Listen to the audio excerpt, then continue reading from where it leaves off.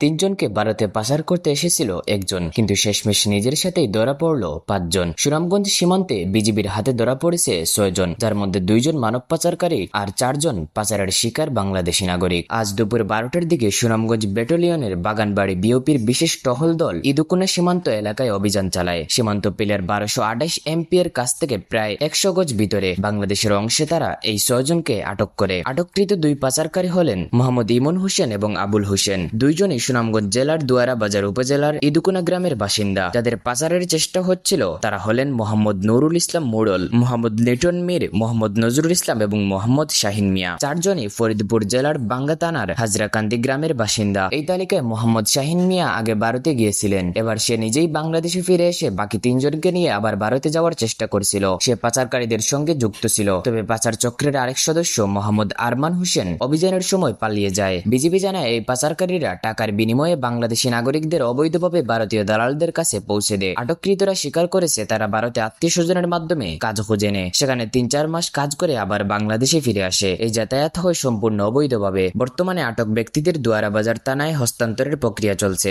সীমান্ত এলাকায় নজরদারি ও টহলও বাড়ানো হয়েছে।